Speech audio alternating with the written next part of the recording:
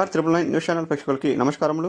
ప్రకాశం జిల్లా దర్శిపట్నంలోని వైఎస్ఆర్ పార్టీ కార్యాలయంలో దర్శి నియోజకవర్గ శాసనసభ్యులు డాక్టర్ బుచ్చపల్లి శివప్రసాద్ రెడ్డి పత్రికా విలేకరుల సమావేశం నిర్వహించారు. ఈ సమావేశంలో పాల్గొన్న జిల్లా పరిషత్ చైర్మన్ బుచ్చపల్లి వెంకయ్యమ్మ మరియు దర్శి నియోజకవర్గ శాసనసభ్యులు డాక్టర్ బుచ్చపల్లి శివప్రసాద్ రెడ్డి, నియోజకవర్గంలోని పలు మండలాల నాయకులు, అభిమానులు, కార్యకర్తలు, మహిళలు తదితరులు అధిక సంఖ్యలో పాల్గొని నిన్న జరిగిన ఎన్నికల్లో విజయం సాధించిన డాక్టర్ బుచ్చపల్లి శివప్రసాద్ రెడ్డికి శాలువాలలో పుష్పగుచ్చాలు అందజేసి అభినందనలు తెలియజేశారు. అనంతరం డాక్టర్ బుచ్చపల్లి శివప్రసాద్ రెడ్డి మాట్లాడుతూ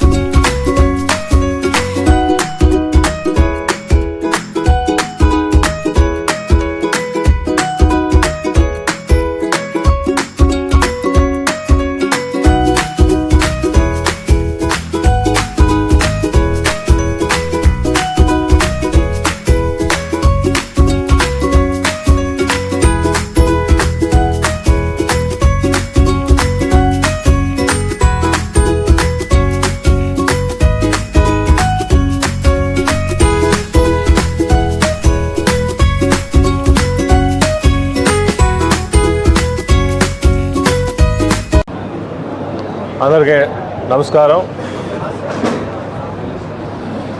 రాష్ట్ర స్థాయిలో దర్శిలో 91% పోలింగ్ చేసి ప్రజాస్వామ్యబద్ధంగా దర్శి ప్రజలందరూ కూడా అత్యధిక ఓట్లు వేసిన ప్రజలందరికీ మరీ నమస్కారాలు.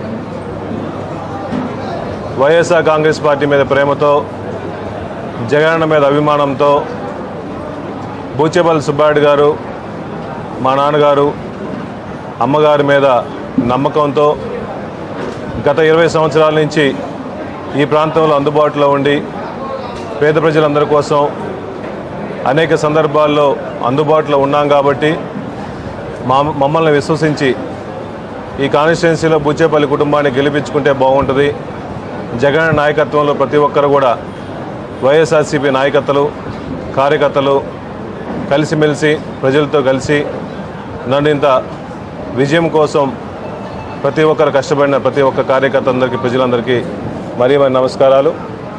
ఈ విజయం దర్శి ప్రజల విజయంగా భావిస్తున్నాను.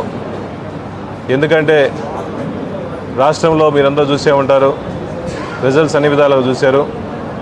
జగన్మోహన్ గారు ఎప్పుడైనా పేద ప్రజల కోసం, ఎస్సీ, ఎస్టీ, బీసీ, బడుగు బలహీన వర్గాలందరి కోసం గతంలో ఏ ముఖ్యమంత్రి చేయని విధంగా పేద ప్రజల కోసం ఎన్నో సంక్షేమ పథకాలు ప్రవేశపెట్టి ఆ పేద ప్రజల కోసం వాళ్ళ సొంత కుటుంబంలా భావించి అన్ని పథకాలు కూడా పేదవాళ్ళకు నేరుగా ఇస్తూ ఇన్ని పథకాలు, ఇన్ని మంచి పనులు గతంలో ఏ ముఖ్యమంత్రి చేయని విధంగా ఎన్నో పథకాలు పేద ప్రజలు ప్రవేశపెడితే మేమందరం ఉత్సాహంలో గవర్నమెంట్లో వస్తాం అనుకున్నాము.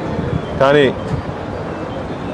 ఎన్నో కారణాల వల్ల ఎలా జరిగిందో మాకు తెలియదు, కానీ నిజంగా మేము గవర్నమెంట్లో రాలేకపోవడం నిజంగా చాలా బాధగా ఉంది. జగన్మోహన్ గారిని మొన్న కలిసినప్పుడు కూడా నిజంగా జగన్మోహన్ గారు మన పేద ప్రజల కోసం ఎన్నో మంచి పనులు చేశాము, ఏ కారణాల వల్ల మన గవర్నమెంట్ రాలేదని చెప్పేసి చాలా బాధగా ఉన్నారు. మేము కూడా కార్యకర్తలందరూ, ప్రజలందరూ కూడా బాధగా ఉన్నాము. ఎందుకంటే ఇచ్చిన పథకాలు, ఇచ్చిన మేలు ఎన్నో విధాలుగా గతంలో ఎప్పుడు చేయని విధంగా మనం చేసాము, కానీ గవర్నమెంట్లో లేకపోవడం జరిగింది. నిజంగా బాధ అనిపిస్తుంది. పదవులు ఉన్నా పదవులు లేకపోయినా, గవర్నమెంట్లో ఉన్నా లేకపోయినా ప్రతి ఒక్క కార్యకర్త కూడా సమన్వయం పాటించి మనం కష్టపడి మన వంతు మనం పనిచేసాము. ఇదే నియోజకవర్గానికి గతం నుంచి సేవలు చేస్తూ ఉన్నాము.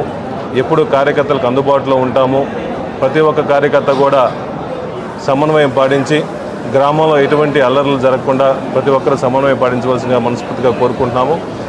అదేవిధంగా రాజంపల్లిలో జరిగిన ఘటనలో రాజశేఖర్ గారికి పెట్రోల్ పోసి తగలేయటం నిజంగా చాలా బాధగా ఉంది. ఎందుకంటే 2004 నుంచి 2009 వరకు కులాలకి, మతాలకి, పార్టీలకు అతీతంగా రాజశేఖర్ గారిని దైవంగా పూజించారు ఉమ్మడి రాష్ట్రంలో.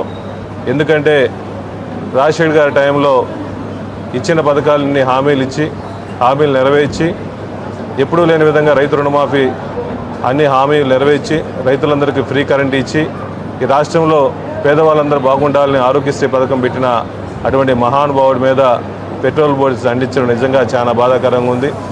ప్రజలందరూ గమనించాల్సిన అవసరం ఉంది. ఎవరైనా ప్రతి పార్టీ వాళ్ళు వాళ్ళ నాయకులను పూజించుకుంటారు, కానీ ఈ విధంగా గతంలో ఎప్పుడూ లేని విధంగా ఇటువంటి సంస్కృతిని దయచేసి ఆపాల్సిందిగా కోరుచున్నాం. ఎందుకంటే దర్శి నియోజకవర్గ ప్రజలందరూ ఎప్పుడూ ప్రశాంత వాతావరణం కోరుకుంటాం కాబట్టి దయచేసి ప్రజలందరూ కార్యకర్తలందరూ సమన్వయం పాటించి ఎటువంటి అల్లర్లు జరగకుండా ప్రతి ఒక్కరూ సమన్వయం పాటించాల్సిందిగా కోరుకుంటున్నాము. అదేవిధంగా దర్శి ప్రజలందరికీ వైఎస్ఆర్సీపీ నాయకులకి కార్యకర్తలందరికీ హామీ ఇస్తున్నాము. మేము మీకు ఎప్పుడూ అందుబాటులో ఉండి ఏ చిన్న సమస్య ఉన్నా మీకు అందుబాటులో ఉండి మీకు ఏ సమస్యలు రాకుండా ఎప్పుడు మీకోసం పోరాడుతూ ఉంటాము.